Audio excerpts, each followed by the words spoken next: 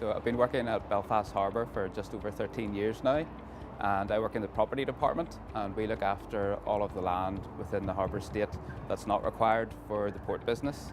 So at the minute there's just under 1,000 acres of non-port designated land. We have a variety of uses on that. We have large ground leases with the likes of Bombardier, George Best Belfast City Airport.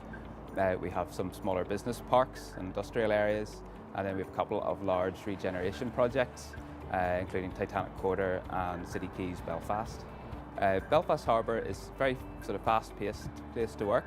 The one thing I would say is they do deliver on the projects that they work on. So in my time at the harbour, I've worked on projects costing around £70 million, and it's been great to see those go through planning, go through master planning, and actually be delivered on the ground. I've had a great opportunity to work with some really exciting companies at Belfast Harbour as well. We've recently worked in the media sector, so we've provided a home to ITV and U105 within our City Quays 2 building. We've also worked with Krypton in the Belfast Harbour studios. We've also got to work with some large US companies in the legal sector and the IT sector, and it's been really interesting to see how they use their property to attract and retain the best talent in the city. So we've had board tables that double as ping pong tables. We've had golf simulators, as long as health and wellbeing initiatives and biophilia.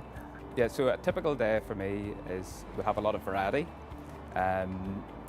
Belfast Harbour is very much a long-term business in terms of property, so you get to work on every stage of the property life cycle. So you'd be involved in new development. We've just opened the SC Marriott Hotel here, which was a new project. You would work in sales and marketing and work with new companies trying to bring them in as tenants.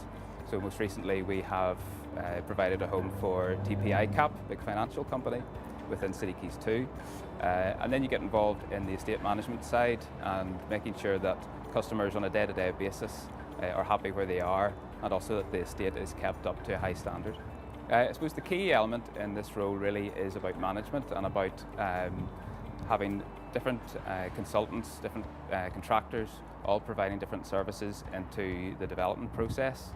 So we could be working with design teams, landscaping contractors and local agents.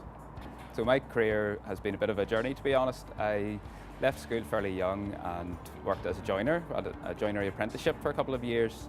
After that, I went back to school and ultimately achieved an HND in construction and engineering. And after a couple of years experience in the residential sector, came to work for the harbour. When I joined the harbour 13 years ago, it was a purely estate management role. But the board were starting to evolve and moving into development.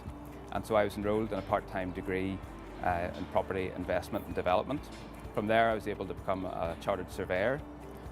So my journey through the harbour has been very much one of development and changing to sort of suit the new business models that the harbour come up with.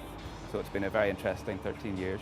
So anybody considering a role at Belfast Harbour, I would definitely recommend you give it a go. Come and speak to us, see the information online, and we'd welcome seeing you here.